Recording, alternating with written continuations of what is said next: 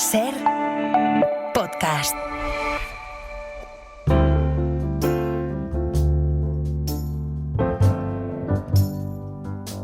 Código de barras.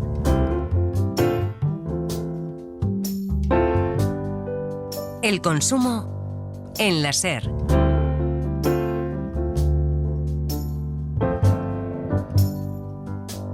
Fernando Bayo. Hola, ¿qué tal? Esta semana, en Código de Barras, ponemos el foco en las tarifas dinámicas que algunas empresas del sector del transporte han aplicado una vez más ante una situación tan grave como la vivida con la tragedia ferroviaria de Adamuz. ¿Por qué una normativa que se revisó tras la Dana de Valencia sigue siendo insuficiente para proteger a los consumidores frente a estos abusos?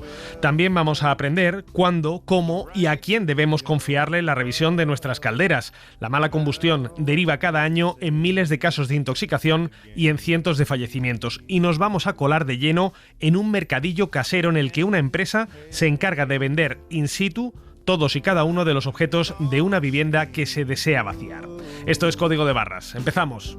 I will go to the consequence of love.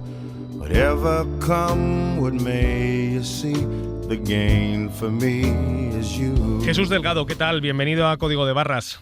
Hola, buenas. Cuéntame cómo ha sido la odisea que has vivido esta semana para regresar de Sevilla a Madrid después de que se produjera el corte de la línea de alta velocidad debido al trágico accidente en Adamuz.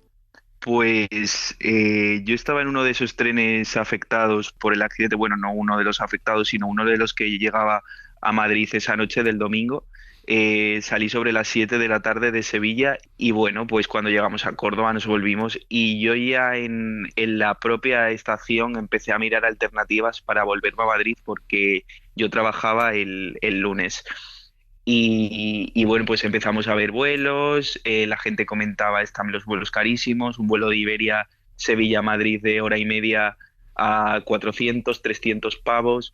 No había autobuses ya para el martes ni para el lunes, todo bastante imposible. Uh-huh. ¿Contemplaste alguna otra alternativa como alquilar un coche o no sé si algún coche compartido de rumbo a Madrid?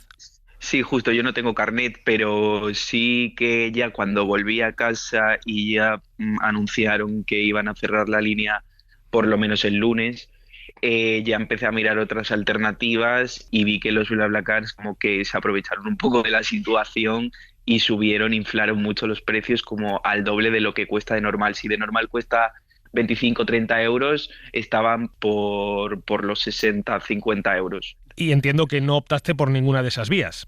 Justo, y además me atrevo a decir que la mayoría de personas como yo, con un sueldo normal, es imposible comprarse un billete de avión a ese precio o gastarse 60 euros en un coche compartido con otras 4 personas para ir a Madrid. Es un poco aprovecharse de la situación. Pues Jesús Delgado, muchísimas gracias por tu tiempo y suerte. Chao, hasta luego. Sira Valdés, compañera de la sección de Economía de la cadena SER, ¿qué tal? Muy buenas. Hola, Bayo, ¿qué tal? ¿Existe un cálculo de cuánto han podido subir los precios de los vuelos, de los alquileres de vehículos, de los servicios de autobús a lo largo de estos últimos días tras el corte de la línea de AVE entre Madrid y Andalucía por el accidente en Adamuz? Bueno, como sabemos, el cierre del tráfico ferroviario en esa línea dejó a centenares de personas en tierra que tuvieron que buscar alternativas de viaje y con lo que se toparon, denuncian, fueron vuelos a 300 euros, coches de alquiler por 380. Y hoy los aviones a 300 euros, que me parece injusto. Tenemos que volver para Sevilla temprano, yo trabajo a las 3 de la tarde, que ha salido un chico y ha dicho que no había coches ya de alquiler, que se habían acabado. Y le han dicho que sí, que tenemos uno, a 380 euros, pero bueno. Eso fue en un primer momento, el lunes por la mañana. Después el precio de los coches de alquiler ha ido recuperando poco a poco la normalidad y los vuelos han ido bajando también de precio, pero aún están muy lejos de poder equipararse a los habituales. Al hacer una búsqueda rápida en el buscador de vuelos de Google, lo primero que nos sale si queremos hacer un trayecto Málaga-Madrid es una advertencia. Actualmente los precios son altos, los vuelos más económicos para viajes similares suelen tener un precio de entre 25 y 65 euros. Dice esa advertencia, esta semana el más barato que encontramos rondaba los 75 euros, un precio que duplica los que están fijados para la semana del 2 de febrero, que es cuando se prevé que se restablezca el servicio ferroviario. Esa semana el importe mínimo es de 35 euros. Probamos de nuevo. Vuelos de Sevilla a Madrid. Esta semana el precio más bajo eran 88 euros. La semana que viene serán 130. Pero en la siguiente, es decir, la del 2 de febrero, los precios ya bajan hasta los 21 euros. O sea, de 130 a 21 euros en una sola semana. Sí, la diferencia está en que haya tráfico ferroviario o que no lo haya. Una situación que también, por cierto, se replica en una de las alternativas de viaje que es de las más populares de los últimos años, en BlaBlaCar. La oferta de viajes se disparó hasta un 25%, pero también los precios. Viajar desde Córdoba o Sevilla a Madrid estos días es también por esta vía en torno a un 20, un 30% más caro que habitualmente. Y esta situación de precios claramente abusivos no es nueva, Sira. La hemos visto recientemente. Hablamos de los incendios de Galicia o incluso durante las primeras horas de la Dana de Valencia antes de que se declarara la situación de catástrofe. Sí, ocurre habitualmente cuando hay una causa de fuerza mayor que obliga a los consumidores a replantearse, en este caso, sus viajes. Y de hecho, en el caso de los incendios de Galicia que comentabas, la situación fue incluso peor, tal y como nos explicaba esta usuaria. En mi caso llegué a pagar 330 euros por un billete de avión en una época normal. Suelen costar entre 70 y 100 y pico euros. Además, tampoco había, claro, alternativa de tren. El trayecto hasta Madrid le costó más de 3 veces más de lo habitual en aquel momento, cuando quedó interrumpido el tráfico ferroviario. El vuelo más barato para viajar desde Galicia, concretamente desde el aeropuerto de Santiago, superaba los 360 euros y para quien se decantase a conducir, alquilar un coche durante 24 horas, un día, no bajaba en ningún caso de los 500. Pero en aquella ocasión, como en esta, no había declarado una emergencia de protección civil, que es el límite que la ley pone al incremento de precios en momentos críticos. Un límite que se incluyó en la Ley de Defensa de los Consumidores después de que durante la Dana de Valencia se viviera una situación similar que prohíbe el incremento de precios en contextos de urgencia, riesgo o necesidad de los consumidores, pero siempre y cuando haya una situación de emergencia de protección civil. Declarada oficialmente. Efectivamente, ese es el problema. Las organizaciones de consumidores demandan que se amplíe este límite a otras situaciones y desde el Ministerio de Consumo aseguran que el anteproyecto de la Ley de Consumo Sostenible ya prevé prohibir las subidas de precios de servicios esenciales en contextos como el accidente de Adamuz, pero esa norma todavía no está en vigor, así que de momento esto todavía es legal. Sira Valdés, como siempre, muchísimas gracias. A ti. Rubén Sánchez, secretario general de Facua, ¿qué tal? Muy buenas. Muy buenas. Parece que llueve sobre mojado, ¿no? Que no funcionan los sistemas de protección al consumidor, como se ha demostrado en el accidente reciente de Adamuz o como se nos decía nuestra compañera Sira Valdés este mismo verano durante los incendios de Galicia. Sí, es que realmente hubo buena en el cambio regulatorio, en ese intento de evitar subidas de precios especulando, abusando, faltando a la responsabilidad que debería tener una empresa cuando ocurre algo como lo que acaba de pasar, algo como la Dana, algo como un gran apagón, por ejemplo, no inflando precios a lo grande, no aprovechándose de la debilidad, de la vulnerabilidad del consumidor, pero es que no se hizo bien. Se limita la prohibición a ventas online, en servicios donde el precio se fija de forma automatizada, pero además sí se declara la emergencia de protección civil. Pero en coyunturas como la de esta semana se pueden producir esos abusos con los precios. Incluso se pueden producir no en servicios que se vendan online con precios automatizados, sino te vas al concesionario donde te van a ofrecer un coche de alquiler y de repente se le ocurre al comercial que está allí multiplicar por 10 el precio, porque sabe que tiene una cola de gente esperando.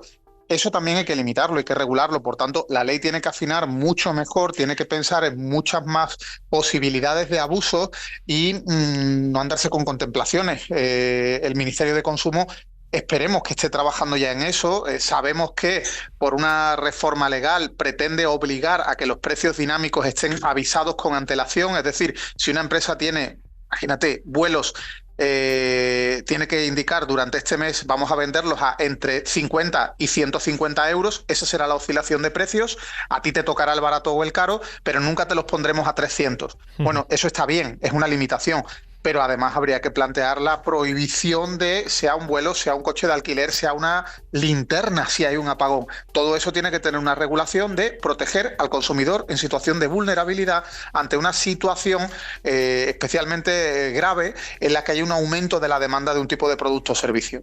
Rubén, aprovecho que te tenemos aquí en el programa para recordar a los viajeros afectados por este corte en la vía del AVE cuáles son sus derechos, cómo pueden reclamar en caso de que se hayan visto afectados por cancelación de viajes, porque no les estén dando una vía alternativa para llegar a su destino. Bueno, a los viajeros, digamos, menos afectados por lo ocurrido, no estamos hablando de las víctimas, de los heridos, de los fallecidos, de sus familias, que evidentemente con el paso del tiempo se determinará quién es el que asume las indemnizaciones por los perjuicios, indemnizaciones que nunca van a reparar el daño ni de lejos, pero que tendrán evidentemente ese derecho.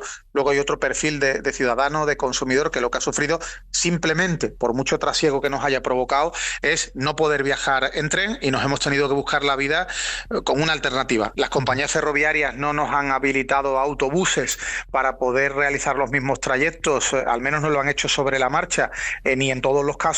Hay que decir que era imposible por la situación masiva de cancelaciones, pero aquí el problema es el reglamento europeo. ¿Cómo define el reglamento europeo el que a mí me tenga que pagar el transporte alternativo que yo me busque porque la compañía ferroviaria no me lo habilite? Y lo define un tanto regular, porque solo plantea que yo tengo derecho a buscarme un autobús como alternativa. Es decir, la compañía ferroviaria nunca me tendría que pagar la gasolina si yo decido viajar en coche, nunca me tendría que pagar el coste de compartir un coche, nunca me tendría que pagar absolutamente nada que no sea un trayecto alternativo en autobús, más allá de reembolsarme el importe del billete. Por tanto, ahí hay un déficit en la norma, solamente me remite a un autobús, y luego además me lo complica un poco si yo quiero de verdad que me pague el autobús en lugar de devolverme el precio del billete. Si esta conversación la estuviéramos manteniendo hace 5 años, pues sería un poco disparatado decir que no me reembolse el billete y me pague el autobús, porque el autobús siempre ha sido mucho más barato que el precio del billete. Yo prefiero que me devuelvan ese importe del billete de ferrocarril, pero es que ahora ya no. Hay casos en los que has podido contratar un trayecto Sevilla-Madrid por 15 euros, por 20 euros, y de repente el autobús te cuesta el doble. Ahí sí prefieres, lógicamente, como cliente, que te paguen el precio de lo que has tenido que pagar de más. Y te lo complica, como digo, la norma, porque tienes que pedirle permiso a la compañía ferroviaria para poder comprar ese billete y que luego te den el dinero. Tienes que pedirle permiso, te lo tiene que autorizar, salvo que pasen 100 minutos desde la hora de salida del tren y no te hayan ubicado en ese transporte alternativo. Es decir, tenemos que esperar, tenemos que sufrir una pérdida añadida de tiempo, pese a que sepamos que se cancela el trayecto de mañana o de pasado. Y todo esto a expensas de que haya billetes de autobús, como nos contaba este oyente con el que hemos hablado antes, Jesús. Ha sido imposible encontrar billetes de autobús disponible en las horas posteriores a la tragedia de Adamuz. Claro, con lo cual la única alternativa que han tenido muchísimos usuarios ha sido: me busco otra alternativa que no me va a pagar la compañía ferroviaria y que por lo tanto me quedo con que me devuelvan el dinero y pago de más. Pero es así. En esta situación, la normativa que regula el sector es un reglamento europeo, nos tenemos que quedar con eso. Luego estaría si se hubiera producido una huelga como la que han anunciado los maquinistas. Allá sí hablamos de compensaciones, de indemnizaciones por daños y perjuicios, sí sería una coyuntura diferente a esto. Rubén Sánchez, secretario general de Facua, como siempre un placer hablar contigo en Código de Barras. Muchas gracias por toda la información. A vosotros, un abrazo.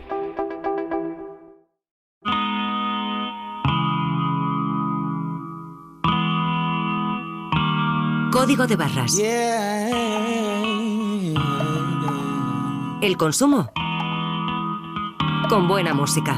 Every time I'm falling, you're the one I'm calling, and everywhere I'm going, I know your eyes are on me. I'm addicted to you. I'm addicted to you. I'm addicted to you. Entre 5 y 10.000 personas se intoxican cada año en España por la mala combustión de estufas y de calderas defectuosas, unos incidentes que repuntan especialmente durante estos meses de invierno y que afectan en mayor medida a las personas mayores que viven solas.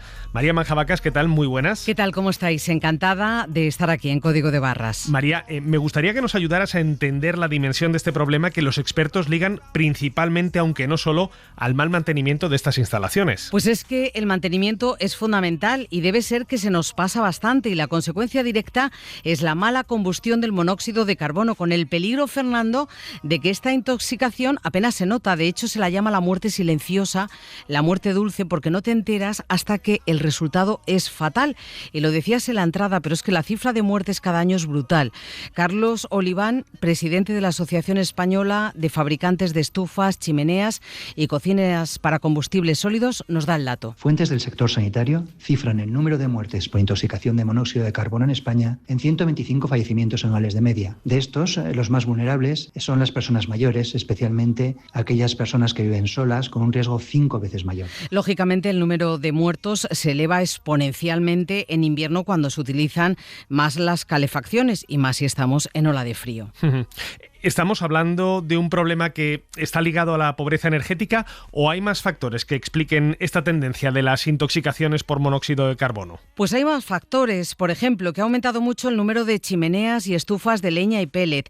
En un año, para que os hagáis una idea, ha crecido un 11%, pero sin duda el gran motivo de peso y de preocupación es que con la situación energética actual, familias que no tienen mucho dinero pues tiran de lo que tienen por ahí, braseros totalmente antiguos, estufas que ahora mismo no tienen los mínimos de calidad, es que no llegarían a una tienda, pero ahí se tienen, se sacan, y esto es lo que hay que evitar. No sobrecargar la instalación eléctrica, vigilarla y en lo posible evitar braseros y calefacciones antiguas, utilizar sistemas de calefacción actualizados y renovados a las últimas tecnologías, mantener correctamente los conductos de humo, desollenar, y una de las medidas más efectivas, instalar detectores de humo en la vivienda. Y luego a todo esto, desde el sector se pide un mayor impulso institucional para aprovechar el excedente forestal que tenemos y establecer incentivos que faciliten la modernización de todos los sistemas, de todos los aparatos que tenemos para calentarnos. Ya. ¿Y qué consejos, María, dan los expertos a la hora de mantener al día nuestras calderas, nuestros aparatos de calefacción? No sé, ¿cada cuánto hay que revisarlas? ¿Con quién? ¿Cómo nos fiamos de esas personas instaladoras y qué hacen la revisión? Pues me alegro de que me hagas la pregunta, que se hace tanta gente, que yo traslado a una voz muy autorizada. Rafael González, experto del Colegio Oficial de Ingenieros Industriales de Aragón y La Rioja, nos explica las 2 revisiones que son obligatorias. Son una que hay que hacer cada 5 años, que la realiza un organismo de control, y es una revisión de la instalación térmica. Por otra parte, cada 2 años, la empresa distribuidora de gas realiza una revisión de la instalación de gas, simplemente de las tuberías, reguladores y equipos de gas. Esas 2 revisiones son obligatorias. Pero luego habría otra revisión al año que no es obligatoria, pero sí recomendable, y ahí podemos elegir la empresa de mantenimiento. Es muy recomendable realizar estos trabajos de mantenimiento. No es obligatorio tener contratado una empresa de mantenimiento para estas revisiones anuales, pero es recomendable tenerlo porque, primero, va a salir más barato, y segundo, no vamos a tener que preocuparnos de cada año de andar buscando a alguien que nos haga la revisión. Así que si vamos a lo óptimo, que es lo deseable, 2 revisiones obligatorias y una tercera opcional, pero muy recomendable. Pues María Manjabacas, como siempre, un placer. Muchísimas gracias. Gracias a vosotros. Código de barras. El consumo. Como no te lo han contado.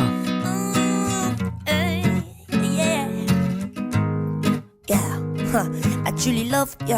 I saw the tears in your eyes and still I adore you for the way as you filled me in. El problema que tiene, que es muy grande este salón, como es un salón bastante amplio, no parece tan grande, pero cuando tomas las medidas, mira, tenemos este libro, que es una maravilla.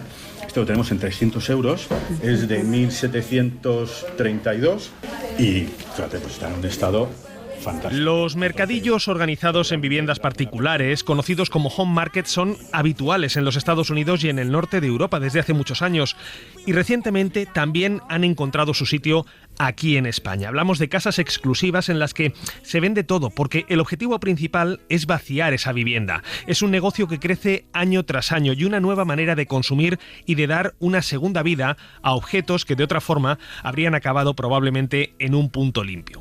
Hoy nos hemos asomado a un home market, y digo nos hemos, pero en realidad quien lo ha visitado es mi compañera Sonia Ballesteros. Sonia, ¿qué tal? Muy buenas. Hola Fernando, muy bien. Cuéntame exactamente en qué consiste esta práctica de los mercadillos organizados por particulares particulares en sus casas. Pues no se trata de que te pongas en la puerta de tu casa a vender lo que ya no quieres. De lo que hablamos es de que un particular, por razones de mudanza, fallecimiento familiar o X, quiere deshacerse del contenido de la vivienda y contrata a una empresa que lo organiza todo. Este fin de semana, Alma Market abría las puertas de un piso en la zona norte de Madrid. Allí me esperaba Javier Morán, fundador de esta empresa y uno de los muchos que decidieron reinventarse después de la pandemia. Yo tenía una empresa antes del COVID y a raíz de la pandemia, pues bueno, tuve que cerrar. Entonces, digo, a ver cómo podemos hacer para seguir teniendo una empresa, seguir trabajando. Bueno, yo anteriormente era una empresa de eventos y digo, pues al final los mercadillos, pues tanto en Estados Unidos como en Centro Europa, son bastante habituales, aquí en España no, y no deja de ser un microevento. Y siempre me ha gustado mucho la decoración, digo, pues vamos a intentarlo. Y la apuesta ha sido todo un éxito. La empresa arrancó hace 3 años en terreno conocido. El primero que hicimos fue en nuestra casa para probarlo, para ver cómo funciona. Y entonces voy a ver qué personas vienen a casa. Porque claro, si hay alguien que no me guste y no dejo entrar en mi casa, lógicamente lo voy a dejar en una casa que confían en nosotros durante un fin de semana, ¿no? Y bueno, pues vimos que funcionó bien en casa, juntamos un montón de cosas nuestras, de la familia, de amigos, pues claro, para vender, y resultó bien. Entonces ya empezamos poco a poco. En 2025 superaron todas las previsiones. Prácticamente, me decía Javier, han organizado mercadillo cada fin de semana. Pero me imagino, Sonia, que no todas las viviendas servirán para este tipo de mercadillos. ¿Qué exigen? ¿Qué condiciones son las necesarias para montar uno? Pues imaginas bien, solo el 20% de las propuestas que recibe Alma Market cumple con las condiciones que nos detalla Javier. Y una vez que hacemos la visita, ya vemos si la casa encaja para hacer un mercadillo, tanto por calidad de los productos que tiene, de los artículos, por el tamaño de la casa, porque tiene que ser cómoda y tiene que ser accesible, y luego pues, que tenga cierta privacidad para no molestar mucho a los vecinos. Hoy tenemos 400 reservas. Ponle que fallen 50, pues vendrán 350 personas a esta casa. Y esta casa es un piso de unos 200 metros cuadrados, construido en 1977, con jardines, piscina y 4 plantas. Estamos en la última, en el 4º piso. En el recibidor, encargada hoy de la caja, está Olivia. Yo digo que es como ver un museo, no te cobramos la entrada. Que te gusta algo y te encaja, fenomenal. Mira, gente que viene buscando algo y no encuentra. Gente que no viene buscando nada y se lleva la sorpresa. Gente que dice, ¡ay, esta vajilla! ¿Sabes? La tengo yo de mi madre, pero si no te llevas aquí lo que hay, si se te rompe un plato, adiós vajilla. ¿Tú, Olivia, exactamente de qué te encargas aquí? Yo me encargo de hacer todo el inventario junto con Javier, hacemos todo el inventario, visitamos también las casas para valorarlas, la valoración la hace él, por supuesto, y bueno, pues colocamos todo lo que es el diseño de la casa, el inventariado, el etiquetado, y luego soy la del viernes en caja, que bueno, es de las cosas que más me gusta porque los viernes suele ser, el 80% suelen ser los mismos clientes. ¿Y el viernes es que es con cita? El viernes es con cita, sí. Porque es con cita, hay mucho cliente fijo, aunque el perfil de quien acude a estos mercados es muy variado. Personas de clase media, media alta, que tienen una segunda residencia, que necesitan muebles, jóvenes que están empezando pues con 30, 28 por ahí, que dicen, oye, pues es que los muebles ahora mismo están muy caros y si quieren muebles de calidad, pues te los compras de segunda mano o nada, ¿no? Y luego también hay una parte de profesionales, tanto anticuarios, decoradores, personas que tienen tiendas en el rastro. Y curiosos o curiosas como esta habitual de Alma Market, que nos cuenta. Soy arquitecto técnico, me encanta ver las casas, con lo cual es ver un poco, no sé, las distribuciones, las tal, y ver las cosas que me parecen tesoritos. Yo tengo una casa muy pequeña, no me cabe nada, pero siempre acabo llevándome alguna tontería. ¿Por ejemplo? La última tontería, un cortafiambres de los 70. O sea, lo más absurdo del mundo, pero estoy encantada. Pues sí, yo tengo una casa de 60 metros menos, no me cabe nada. Pero y de Alma Market me llevé una mesa, que para mí es lo más maravilloso del mundo. Una mesa inglesa que se abre, y como mi casa es muy pequeña, la buscaba. Me cobraban muchísimo y la encontré. Y volvemos con Javier para hablar de aspectos muy prácticos. Queremos saber quién pone el precio de los objetos, de los muebles. Nosotros por experiencia sabemos qué es lo que tiene más demanda, lo que tiene menos demanda, y también tenemos el apoyo de anticuarios. Cuando vemos a lo mejor algún cuadro importante o vemos una pieza importante, hablamos con ellos y les dicen, pues mira, este cuadro, tanto. Hacemos un inventario online que compartimos con los propietarios. El 90% nos dicen que ok, que adelante, porque lo que interesa realmente es que la casa quede vacía y que no les cueste dinero. ¿Te ha pasado alguna vez que vayas a una casa y dentro de lo que está a la venta digas, esto lo quiero yo? Sí. Sí. Pues hemos comprado sofás, cuadros, estanterías, hemos comprado mucho. Sí, pues claro, llegas y dices, ¡buah! Esto es una joya. Sí, nosotros hemos comprado. ¿Qué es lo que más fácilmente se vende? Las vajillas. Las vajillas se venden, pero rápido. O sea, como sea una vajilla de marca y que sea un poco mona y que sea diferente, se vende rápido. ¿Y lo más difícil de vender? Lo más difícil de vender, los muebles grandes. Un mueble grande es muy complicado. Y luego también, por otro lado, las lámparas de araña, es una pena. Estas grandes de cristal de la granja, que en su día costaban muchísimo dinero, es muy difícil venderlas. Oímos risas en el hall de entrada y es que acaba de llegar un cliente de los fijos.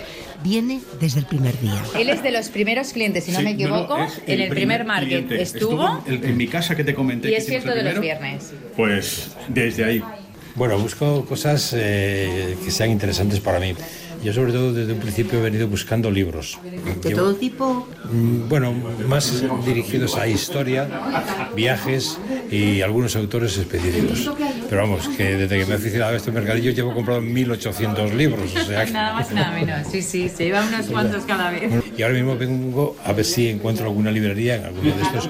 Dejamos a José Luis repasando libros y con Javier seguimos recorrido por la casa buscando alguna pieza que nos pueda interesar. ¿Qué más te puedo enseñar por aquí? Los televisores sí se venden muy bien. Pues mira, este televisor que debe tener, 40 pulgadas o 45 está en 90 euros nada más, un LG. Bueno, los sofás estos eléctricos también que se levantan solos también se venden muy bien porque son bastante caros cuando los compras nuevos y yo creo que debe estar en torno a 75 euros nada más. ¿Es esta tira de precio? Tenemos también transportista. Sonia, por lo que estoy viendo, al final los objetos que más triunfan son los más cotidianos, un sofá, una televisión, un electrodoméstico, no tanto piezas de arte, piezas exclusivas en este tipo de mercadillos. Bueno, por lo que nos decía Javier, como el perfil de muchos de los que van a comprar a estos mercadillos son gente joven que va a amueblar su primera vivienda o segundas residencias, etcétera, pues esos muebles, objetos o electrodomésticos a bajo precio, pues la verdad es que tienen una salida fantástica. Tú esa fase ya la has pasado hace tiempo, pero ¿te hiciste con algún objeto curioso o al menos dijiste, me he quedado con las ganas de esa vasija, ese florero, esa vajilla que a lo mejor pudieran tener en la casa? Pues la verdad es que me llamó la atención en el recibidor un aparato de radio. A ti y a todos, claro. Que era muy bonito, pero no era antiguo, era una réplica, era una copia, y eso me tiró para atrás. Vale. De todas formas, bueno, siempre es muy interesante, y lo decía José Luis, uno de los habituales, que es casi como una forma de pasar el tiempo. Él decía, hay quien hace senderismo, hay quien va al gimnasio, yo voy a estos mercadillos. Y buceas en las casas y en las vidas de los demás. Sí, es esa curiosidad que siempre, ¿no?, te atrae mucho el ver pues cómo son las casas de los otros. Qué interesante. Sonia, muchísimas gracias como siempre. A ti, Fernando. Oh, I've got two birds with one stone.